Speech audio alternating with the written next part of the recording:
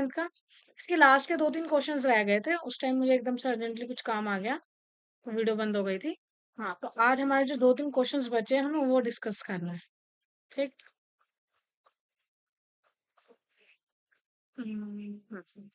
तो हम यहाँ इस वाले क्वेश्चन पे थे 34 पे, कि हमारा जो मॉडर्न फॉर्म ऑफ मनी है वो कौन सी होती है? क्या वो कैटल वेल्थ है, क्या वो ग्रेन्स है, क्या वो गोल्ड कॉइन्स है, या पेपर करेंसी नोट्स है? तो इसका आंसर क्या था आपका? मॉडर्न कॉइन्स, जो आज अब स्टार्ट हुए हैं, मतलब पहले के कंपेयर से अब स्टार्ट हुए हैं, तो ये कौन सी होगी? कैटल वेल्थ तो बहुत पहले यूज किया जाता था।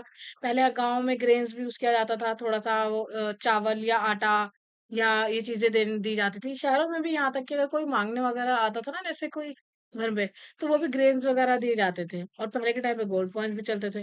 तो ये सारी चीजें तो ट्रेडिशनल हो गई, तो हमारे यहाँ पे मॉडर्न कौन सी दिख रही है? ये जो आजकल हम यूज करते हैं, पेपर करेंसी नोट्स। क्या यूज करते हैं हम? Paper currency notes. इसके बाद है आपका 35 क्वेश्चन। 35 क्वेश्चन में क्या है? Workers are exploited in the unorganised sector, कि वर्कर्स को हमारा एक्सप्लॉइट किया जाता है अनऑर्गेनाइज सेक्टर में। Do you agree with this view? क्या आप इस व्यू से एग्री हैं? Give support, give reason in your support of your answer. तो इसमें क्या है? यस, हमें पता है ये चीज तो होती ही है, कि जो वर्कर्स होते हैं उन्हें एक्सप्लॉइट किया जाता है अनऑर्गेनाइज सेक्टर में। तो यस, आई एग्री। पहले तो ये आपको बताना है कि आप एग्री हो या डिसएग्री। आप इसमें दोनों में से कोई भी चीज लिख सकते हो, बट ये है कि आपको रीजन देना पड़ेगा। अगर आप एग्री हो तो उसका रीजन देना पड़ेगा, अगर आप डिसएग्री हो तो आपको उसका रीजन देना पड़ेगा। तो यहाँ पे यही है, yes I agree with the view of the workers are often exploited in the unorganised sector. यहाँ पे वाई का रीजन है। फर्स्ट, कैसे हम देख सकते हैं कि एक्सप्लॉइट होते हैं वर्कर्स? तो ये हमें लगता है लो एंड इरेगुलर वेजेस, क्योंकि जो हमारे वो जो एम्प्लॉय होते हैं, जो हमारे ऑर्गेनाइज सेक्टर में होते हैं, उनकी वेजेस काफी अच्छी खासी होती है। लेकिन जो अनऑर्गेनाइज सेक्टर में होते हैं, उनकी वेजेस जो होती है वो कम होती है। तो लो एंड इरेगुलर वेजेस है। वर्कर्स जो होते हैं इस सेक्टर में, वो रिसीव करते हैं very low pay, and their wages are not fix, और उनकी वेजेस भी फिक्स नहीं होती। They may not get paid on time, यहाँ तक कि उनको टाइम पर भी कभी कभी नहीं मिलता है पेमेंट।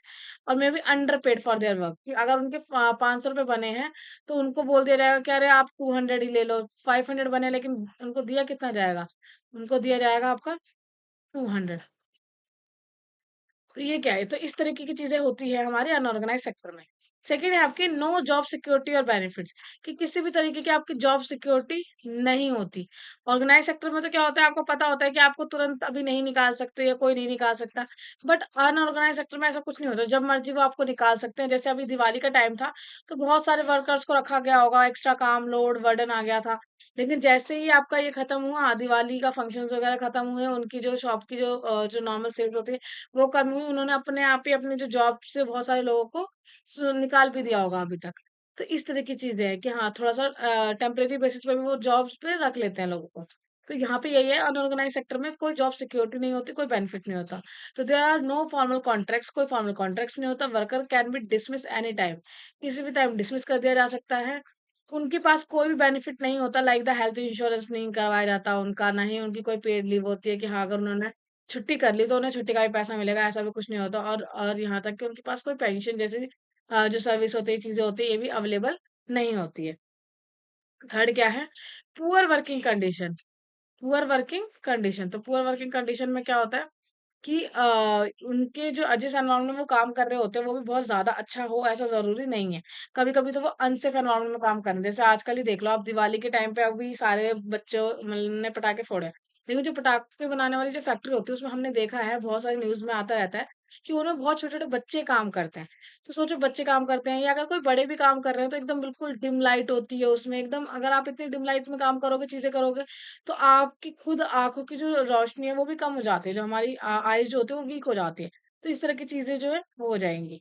लाइक कंस्ट्रक्शन साइट्स पे काम करवाया जाएगा, स्मॉल फैक्ट्रीज में, तो वो सब भी क्या होते हैं? डेंजरस होते हैं, अनसेफ होती है। और स्ट्रीट वेंडिंग, तो विदाउट प्रॉपर सेफ्टी मेजर्स, और कोई सेफ्टी मेजर्स नहीं लिए जा रहे होते। ठीक, और ना ही कोई उनको रेस्ट के लिए ब्रेक्स मिलते हैं।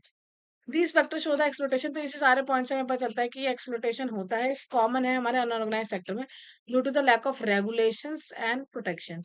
समझ में आ गई? फिर है आपका नेक्स्ट क्वेश्चन। नेक्स्ट क्वेश्चन में क्या है? What may be development for one may not be development for the other, it may be destructive for the other, justify your statement with a suitable example. तो 3 marks का question है। इसमें बोल रखा है कि जो डेवलपमेंट हम एक बंदे के लिए बोल रहे हैं, क्या वो डेवलपमेंट सबके लिए है? तो वही है, what may be development for one may not be development, तो वो जरूरी नहीं है कि वो सबके लिए हो। It will be destructive for the other, कि एक के लिए तो वो डेवलपमेंट वाला पॉइंट है और दूसरे के लिए वो डिस्ट्रक्टिव है। तो ऐसा कौन सा, आप एग्जाम्पल्स के थ्रू आपको ये बताना है। तो ये बहुत अच्छा क्वेश्चन है। देखो, डेवलपमेंट जो होता है बेटा, वो हर किसी के पॉइंट ऑफ व्यू से ना सब्जेक्टिव होता है। अब जैसे मैं आपको सबसे अच्छा एग्जांपल पहले आपको आज का दे देती हूँ। जैसे मान लो अभी दिवाली फेस्टिवल था, तो दिवाली बहुत लोगों के लिए क्या थी कि बहुत अच्छी है, लेकिन बहुत लोगों के लिए दिवाली बहुत बुरी भी गई है। जैसे मान लो अगर दिवाली में किसी को चोट लग गई या चीजें हो गई, तो उनके लिए तो बुरी है, या उनके लिए तो वो है। तो ये कैसा आंसर है, सब्जेक्टिव है, कि किसी के लिए अच्छी है, किसी के लिए बुरी है। किसी को दिवाली बहुत पसंद होगी, हो सकता है किसी के घर पे दिवाली पे ही कोई बहुत ज्यादा बीमार पड़ गया हो, या उसे चोट लग गई हो, पटाखों से जल गया हो, या कुछ भी है, तो उनके लिए दिवाली इतनी अच्छी नहीं गई होगी। तो ये क्या है, एक के लिए दिवाली बहुत अच्छी है और एक के लिए दिवाली बहुत अच्छी नहीं है। तो यही आंसर जो होते हैं, इसको हम बोलते हैं सब्जेक्टिव के। एक मतलब सेम आंसर सबका नहीं होगा, सबके लिए अलग अलग आंसर्स होंगे। तो वही है कि what may be development for one may not be development for other. तो वही है, development is subjective, it benefits some, कुछ लोगों को तो ये बेनिफिट करेगी, लेकिन कुछ लोगों को ये हार्म भी करेगी। जैसे कि यहाँ पे एग्जाम्पल क्या है, डैम कंस्ट्रक्शन। मान लो आप डैम बनवाते हो, तो अगर आप डैम बनवा रहे हो तो वो डेवलपमेंट है, कि अरे वाह बहुत अच्छी चीज है डैम बनवाना, क्योंकि उससे इलेक्ट्रिसिटी जनरेशन होगा, उससे आपका इरिगेशन होगा, तो कितनी अच्छी चीज है। लेकिन जहां पे जो लोग रहते हैं, जहां पे आप डैम बनवा रहे हो, वहां के लोगों को तो हटाना पड़ेगा। लोकल ट्राइबल जो कम्युनिटीज है, उनके लिए तो डिस्प्लेसमेंट होगा, उनको तो अपना घर छोड़ के जाना पड़ेगा। उनको उनकी तो जो जो कमाने के जो उनके जो ऑप्शन है, वो उनका सब खत्म हो जाएगा। डिस्ट्रक्शन हो जाएगा उनके कल्चर हेरिटेज का। सोचो उनके यहाँ पे मंदिर होंगे, उनके यहाँ पे कुछ उनकी रिलीजियस साइट्स होंगी, वो सब चीजें जो होंगी वो डूब जाएंगी। तो इस तरीके की चीज है। तो एक के लिए तो डेवलपमेंट है कि इलेक्ट्रिसिटी वगैरह जनरेट हो, लेकिन वही दूसरे की तरफ डिस्प्लेसमेंट वाली चीज आ गई। तो ये आपका फर्स्ट एग्जाम्पल है। दूसरा है आपका इंडस्ट्रियल प्रोजेक्ट्स। इंडस्ट्रियल प्रोजेक्ट्स में क्या है कि setting of the factories boost the employment, कि आप जब फैक्ट्रीज को स्टैब्लिश करते हो तो उससे बूस्ट होता है employment and economic growth. However it में लीड टू द पॉल्यूशन, लेकिन इसकी वजह से हमारा पॉल्यूशन भी होता है और harming the near by villages. और ये जो नियर बाय विलेजेस है, उनको भी ये हार्म कर रहा होता है। Agriculture and the water sources. तो वही है कि हमारी इंडस्ट्रीज से एम्प्लॉयमेंट मिलता है और इकोनॉमिक ग्रोथ होती है। लेकिन दूसरी ही साइड अगर देखा जाए, तो जो इंडस्ट्री से बहुत सारा कूड़ा करकट निकलता है, वो सब हम नियर बाय विलेजेस में ही डंप कर देते हैं, जो इंडस्ट्रीज वाले होते हैं। इससे एग्रीकल्चरल लैंड जो होती है वो खराब होती है, अगर वो वेस्ट बाहर डंप कर देते हैं। और अगर वो अपना कूड़ा किसी वाटर सोर्स में डाल देते हैं, जैसे किसी रिवर में वगैरह में डाल देते हैं, तो उससे हमारी जो वाटर सोर्स है उस वो भी बहुत ज्यादा क्या हो जाती है, पॉल्यूटेड हो जाती है। ठीक। थर्ड है आपका, यहाँ पे मैंने आपके 5 एग्जांपल्स दे दिए, ताकि अगर आपका ये 5 मार्क्स में भी आ जाए तो आप ये लिख सको। ठीक। अब है अर्बन एक्सपेंशन। अर्बन एक्सपेंशन में क्या है, expanding cities with the malls and the highways is progress for the urban dwellers. कि जो एक्सपेंड करते हैं हम सिटीज को, and cities with the malls and highways is progress for the urban dwellers. कि अगर आप सिटीज को डेवलप कर रहे हो, जिसके अंदर आप मॉल्स बनवा रहे हो, हाईवे बनवा रहे हो, तो ये तो जो अर्बन में रहते हैं उनके लिए तो बहुत ही अच्छा है, जो हमारा शहरों में रहते हैं। बट ये एनक्रोचमेंट ऑन द फॉरेस्ट और फार्मलैंड। अब मान लो जहां पे भी आप मना रहे हो, तो आपने फॉरेस्ट काट के ही वो जगह साफ करी होगी, फिर आप ये पूरे अर्बन एक्सपेंशन कर रहे हो, मॉल्स बना रहे हो, हाईवे बना रहे हो। तो जहां पे वो लोग रहते होंगे या जो वो एरिया होगा, तो वो फॉरेस्ट वॉरेस्ट तो सब नुकसान हो गया ना। या बहुत सारे जानवर जो रहते होंगे, उन्हें भी माइग्रेट करवाना पड़ता है, ठीक, शिफ्ट कराना पड़ता है। तो इससे इफेक्ट होता है हमारा वाइल्ड लाइफ, और हमारे जो फार्मर्स होते हैं उनको भी बहुत ज्यादा इफेक्ट पड़ता है। फोर्थ पॉइंट क्या है, माइनिंग एक्टिविटीज। माइनिंग एक्टिविटीज में क्या है कि mining brings the revenue and raw material for industry. की जो माइनिंग की वजह से हमारा एक तो रिवेन्यू अर्न होता है, पैसे मिलते हैं आपको, और रॉ मटेरियल्स इंडस्ट्रीज के लिए आता है। But it can degrade the environment, but लेकिन इसकी वजह से हमारा जो एनवायरमेंट है वो क्या हो जाता है, डिग्रेड हो जाता है। ठीक। हमारा एनवायरमेंट क्या होता है, वो डिग्रेड हो जाता है। फिर लास्ट है आपका टूरिज्म डेवलपमेंट। टूरिज्म से हमारा प्रमोट होता है, टूरिज्म हमारे हिल स्टेशन वगैरह बहुत अच्छे होते हैं, वहां पे जॉब्स क्रिएट होती है, वहां पे इनकम क्रिएट होती है। बट जो ये वहां का इकोलॉजिकल बैलेंस है, वो हम डिस्टर्ब करके आ जाते हैं, क्योंकि जो बंदा टूरिस्ट के तौर पे जाता है, वो क्या करता है, वहां पे बहुत ज्यादा कचरा फैला देता है, ऐसे फेंक देता है सामान है, तो स्ट्रेन कर देता है, लोकल रिसोर्सेज को परेशान कर देते हैं। मतलब एक तो वो है कि वहां के जो इकोलॉजिकल बैलेंस है, यहाँ पे कूड़ा उड़ा फैला देते हैं, ये एक चीज गलत होती है। और एक तरह से प्रेशर बन जाते हैं वहाँ की लोकल रिसोर्सेज के ऊपर, वो हमारी रिक्वायरमेंट्स फुलफिल करने के लिए उनके लिए और जो रिसोर्सेज होते हैं वो कम पड़ जाते हैं। तो इस तरीके की चीजें भी हो जाती है। ठीक। नेक्स्ट क्वेश्चन है आपका, distinguish between the organised sector and the unorganised sector. तो ये 5 मार्क्स का है, कि ऑर्गेनाइज सेक्टर और अनऑर्गेनाइज सेक्टर में क्या डिफरेंस है। और एक क्वेश्चन है, distinguish between the private sector and the public sector of an economy. कि प्राइवेट सेक्टर और हमारा पब्लिक सेक्टर, इन दोनों में क्या डिफरेंस है। तो ये 5 5 मार्क्स का है। तो ये देखो, ऑर्गेनाइज्ड और अनऑर्गेनाइज्ड सेक्टर में क्या है, इन दोनों में से आपको एक करना है, लेकिन हम यहाँ पे आप दोनों प्रिपेयर करके जाओ, क्योंकि अभी आपको तो नहीं पता कि पेपर में आपको कौन सा ज्यादा अच्छा याद रहेगा और ये कितना अच्छा आप लिख पाओगे, तो इसलिए ऑर्गेनाइज सेक्टर्स क्या होते हैं? ऑर्गेनाइज सेक्टर्स वो होते हैं जो रजिस्टर्ड होते हैं हमारी गवर्नमेंट के साथ, और वो हमारे फॉलो करते हैं लेबर लॉज को। सेकंड ऑप्शन क्या है कि ये जो होते हैं वो हमारी जॉब सिक्योरिटी देते हैं। ऑर्गेनाइज्ड है तो जॉब सिक्योरिटी देंगे। एक फिक्स्ड वर्किंग आवर होता है, जैसे टीचर्स होते हैं आपके या आपके डॉक्टर्स होते हैं, उनका फिक्स वर्किंग आवर्स होता है, एंड रेगुलरली क्या करते हैं, सैलरी पे करते हैं। थर्ड क्या है आपका, employees get benefit like the provident fund. Employees को बेनिफिट मिलता है, जैसे कि प्रोविडेंट फंड का बेनिफिट मिलता है, उनको पेड लीव मिलती है, और मेडिकल इंश्योरेंस जो होता है, इस तरह के बेनिफिट्स भी मिलते हैं। एग्जाम्पल्स क्या है ऑर्गेनाइज सेक्टर की? ये है आपके बैंक हो गया, आपका गवर्नमेंट ऑफिसेज हो गया, या आपके लार्ज फैक्ट्रीज हो गई। तो ये सारे एग्जाम्पल किसके हैं? ऑर्गेनाइज सेक्टर के हैं। इसके जस्ट अपोजिट में है आपका अनऑर्गेनाइज सेक्टर। अनऑर्गेनाइज सेक्टर में क्या है? यहाँ था register with the government and follow the labour laws. यहाँ पे होता है कि रजिस्टर्ड नहीं होता वो कहीं पे भी गवर्नमेंट के साथ, और हम उसको बोल सकते हैं कि वो एक तरह का इनफॉर्मल होता है। यहाँ पे जॉब सिक्योरिटी होती है, लेकिन यहाँ पे कोई जॉब सिक्योरिटी नहीं होती है। यहाँ पे फिक्स वर्किंग आवर होते हैं, यहाँ पे इरेगुलर वर्किंग आवर्स होते हैं। यहाँ पे रेगुलर सैलरी होती है, यहाँ पे लो वेजेस होती है। यहाँ पे एम्प्लॉयज जो होते हैं उनको बेनिफिट मिलता है like the provident fund, paid leave और मेडिकल इंश्योरेंस जैसा, लेकिन यहाँ पे ऐसा कुछ नहीं होता। Workers usually don't get the social security, उनको किसी भी तरह का सोशल सिक्योरिटी नहीं मिलती। यहाँ पे हमारे एग्जांपल्स थे बैंक्स, ऑफिस और आपके लार्ज फैक्ट्रीज, लेकिन यहाँ पे होता है अनऑर्गेनाइज, जैसे स्ट्रीट वेंडर्स, आपके आसपास आ गया कोई सब्जी वाला, कोई फल वाला, तो वो उस तरह की चीजें, street vendors and daily veg labourers, ठीक, और आपके स्मॉल शॉप्स, तो ये आपके सारे अनऑर्गेनाइज सेक्टर। सेकंड क्वेश्चन आपका इसी में था ऑप्शन में कि पब्लिक सेक्टर और प्राइवेट सेक्टर के बीच में क्या डिफरेंस है। तो पब्लिक सेक्टर क्या होता है? जो ओन्ड और ऑपरेट जो किया जाता है वो गवर्नमेंट के द्वारा किया जाता है, और ये प्राइवेट सेक्टर कौन सा होता है? जो इंडिविजुअल के तौर पे या किसी प्राइवेट कंपनी के तौर पे उसको ओन किया जा रहा है। पब्लिक सेक्टर में हम हमेशा जनरली वही वाले सेक्टर्स होते हैं जिसका जो मेन मोटिव होता है वो पब्लिक वेलफेयर होता है, कि लोगों का उद्धार करना है। वहां पे वो ज्यादा प्रॉफिट के बारे में नहीं सोचते हैं, नॉट फॉर प्रॉफिट। लेकिन प्राइवेट सेक्टर है, प्राइवेट में तो हम आते ही इसलिए ताकि हम अपना प्रॉफिट जनरेशन कर सके, तो यहाँ पे इसका मोटिव होता है प्रॉफिट जनरेशन। यहाँ पे होता है कि funded by the taxes and the government budgets, कि हमारा जो पब्लिक सेक्टर होता है यहाँ पे जो चीजें होती है वो फंडेड होती है बाय द टैक्सेस के थ्रू एंड गवर्नमेंट बजट्स के थ्रू। ठीक, टैक्सेस के थ्रू और आपके गवर्नमेंट बजट्स बजट्स के थ्रू। जो भी पब्लिक सेक्टर में हमारा पैसा वैसा लगाया जाता है, तो वो टैक्सेस जो लोगों से लिया जाता है उससे, और जो गवर्नमेंट के बजट्स होते हैं उनमें से जो पैसा जाता है। लेकिन यहाँ पे जो फंडेड होते हैं हमारे प्राइवेट सेक्टर में, वो होते हैं हमारे प्राइवेट कैपिटल और इन्वेस्टमेंट। जो भी पर्सन अपना प्राइवेट फैक्ट्री या कोई भी चीज खोल रहा है, तो अपने प्राइवेट कैपिटल लगाएगा और अपनी प्राइवेट इन्वेस्टमेंट्स करेगा। तो ये चीज है। पब्लिक सेक्टर में क्या होता है? हमारे एग्जांपल्स होते हैं, हमारा इंडियन रेलवे हो गया, हमारा ओएनजीसी हो गया, हमारा भेल हो गया। तो ये सब क्या है? हमारे पब्लिक सेक्टर के एग्जांपल्स हैं। वहीं प्राइवेट सेक्टर के एग्जांपल्स क्या है? आपके इन्फोसिस हो गया, आपके रिलायंस इंडस्ट्री हो गई, और आपकी टीसीएस हो गई। ठीक। पब्लिक सेक्टर में क्या है? अकाउंटेबल होता है टू द पब्लिक के लिए और द पार्लियामेंट के लिए। वो हमारे पब्लिक के लिए भी अकाउंटेबल होता है और हमारी पार्लियामेंट के प्रति भी। पब्लिक के लिए इसलिए होता है क्योंकि पब्लिक का ही टैक्स वाली जो चीज है वो यूज कर रहे होते हैं, और पार्लियामेंट के प्रति भी होता है क्योंकि हमारे एग्जीक्यूटिव जैसा काम कर रहे होते हैं। तो वो फिर वो लेजिस्लेचर के प्रति क्या होंगे? जवाबदेह होंगे, तो इसलिए अकाउंटेबल होते हैं।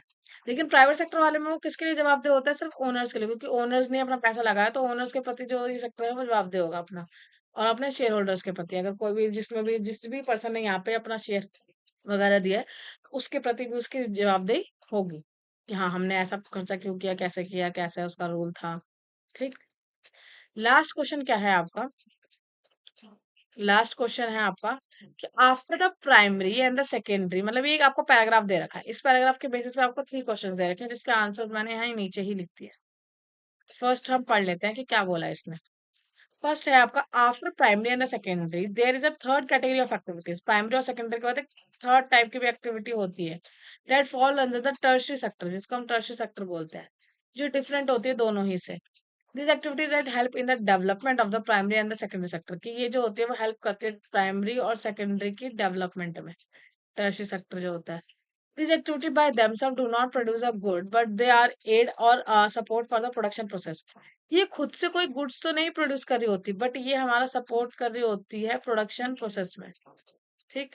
For example, goods that are produce in the primary और the secondary sector would need to be transported by the train और the trucks then sold in the wholesale और द रिटेल शॉप्स। कि जैसे goods जो produce हो गए आपके primary और सेकेंडरी सेक्टर में, उसको अगर देखा जाए तो मार्केट तक पहुंचाने का काम कौन कर रहा होता है? ट्रक्स आपके या ट्रेन वगैरह कर रहे होते हैं, होलसेल शॉप्स तक या रिटेल शॉप्स तक। तो इस तरह की जो सर्विस दी जाती है वो टर्शियरी सेक्टर के द्वारा दी जाती है। At times it may be necessary to store these goods in the godowns, और अगर कोई गुड्स बच भी जाते हैं तो उनको फिर कहाँ रखा जाता है? गोडाउन्स में रखा जाता है। तो ये गोडाउन्स की जो सर्विस दी जाती है ये भी हमारे टर्शियरी सेक्टर के द्वारा दी जाती है। We also may need to talk others over the phone और द सेंड लेटर। अगर आपको कोई भी ट्रांजेक्शन वगैरह भी करनी होती है तो आपको बात करनी पड़ती है। तो ये बेसिकली हम कह सकते हैं कम्युनिकेशन करनी पड़ती है। तो communication is also the part of the tertiary sector. कभी कभी कोई बिजनेस स्टार्ट करने के लिए या अगर इसी सेक्टर को हमें बढ़ाना है तो हम बोरो भी कर रहे होते हैं मनी फ्रॉम द बैंक्स वगैरह। तो ये बोरोइंग जो होती है ये भी आपके टर्शरी सेक्टर का ही पार्ट है। ट्रांसपोर्ट करना, स्टोरेज करना, कम्युनिकेशन करना, banking and trade are the example of the tertiary activities. अब इसने यहाँ पे पूछा था कि what is meant by the tertiary sector of the economy, कि टर्शियरी सेक्टर का मतलब क्या होता है? तो टर्शियरी सेक्टर का अभी इसने बताया कि tertiary sector refers to the services, जो भी सर्विसेज जो होती है डेट सपोर्ट्स करती है प्रोडक्शन को। अरे, हम्म, जो हमारी सपोर्ट करते हैं, जैसे कि यहाँ पे दे भी रखा था कि these activities that help in the development of the primary and the secondary sector. आप यहाँ से यहाँ तक कर सकते थे, ठीक। तो टर्शियरी सेक्टर की चीजें थी। उसके बाद क्या था? Given one example of the tertiary sector, tertiary sector का एग्जांपल। तो ये सारे ही एग्जांपल है, इसमें से आप कुछ भी लिख सकते हो यहाँ से यहाँ तक में। Transport, storage, communication, banking, trade, ये सारे एग्जांपल्स थे। फिर था आपका why has the tertiary sector has becoming more important in the recent times, कि आजकल वो इतना ज्यादा रिसेंटली टाइम्स में इतना ज्यादा इंपॉर्टेंट क्यों होता जा रहा है? क्योंकि एक तो उसकी डिमांड बढ़ रही है, rise in the demand for the services. Growth हो रहा है आपका आईटी और कम्युनिकेशन का, एक्सपेंशन हो रहा है आपका हेल्थ, एजुकेशन और आपका ट्रांसपोर्ट सेक्टर्स। तो ये चीजें कि हमारा बहुत सारी चीजों में हमारी ग्रोथ हो रही है, चीजें हो रही है, पैसे हम ज्यादा अर्न कर रहे हैं, तो ये सारे रीजंस है। जैसे कि हमारा rise in the demand for services, growth of the IT, communication and expansion of the education, health and the transport sector. बस आज के लिए बस इतना ही। सारे बच्चों को क्या करना है पता है ना? Like, share and subscribe. ठीक। कोई भी डाउट्स आते हैं तो आप नीचे कमेंट सेक्शन में पूछ सकते हो, और आपसे एक रिक्वेस्ट है कि प्लीज जो भी डाउट्स होते हैं आप या तो टाइम स्टैम्प डाल दिया करो वहां पे मैंने वो क्वेश्चन पूछा था, क्योंकि मैं खुद भूल जाती हूँ, मैं इतने सारे क्वेश्चन पूछती हूँ, मुझे नहीं याद रहता बेटा। मुझे पूरी पूरी वीडियो देखनी पड़ेगी अगर मुझे आपके क्वेश्चंस के आंसर देने होंगे। या तो आप डायरेक्टली क्वेश्चंस पूछ लो या तो आप डायरेक्टली टाइम स्टैम्प डाल दिया करो कि मैम इस पॉइंट पे आपने जो क्वेश्चन पूछा था आप टाइम डाल दिया करो, तो मैं उसके हिसाब से मैं देख लूंगी वीडियो चला के कि मैंने क्या क्वेश्चन पूछा था। ठीक है। हम्म। इसके अलावा अगर कोई भी डाउट्स हो किसी बच्चों को तो वो अपना पूछ सकता है। और सारे बच्चों को best of luck for the exam. ठीक है, ये 10th का आई नो सबसे लास्ट एग्जाम है सीबीएसई बोर्ड का जो मिड टर्म का चल रहा था। ठीक, तो बोर्ड के एग्जाम नहीं है, ऑल्दो ये मिड टर्म है, लेकिन सारे बच्चे अच्छे से एग्जाम देना, घबराने का नहीं। ठीक, अगर कुछ भी प्रॉब्लम होती है तो कोई बात नहीं, अभी अगर थोड़े नंबर कम भी आते हैं तो बहुत ज्यादा ऐसा स्ट्रेस लेने की जरूरत नहीं है। बस आपको फोकस करने की जरूरत है। बाद में चल के हम लोग और इस पे मेहनत करेंगे आपके बोर्ड्स के लिए। ठीक है। Bye bye, thank you.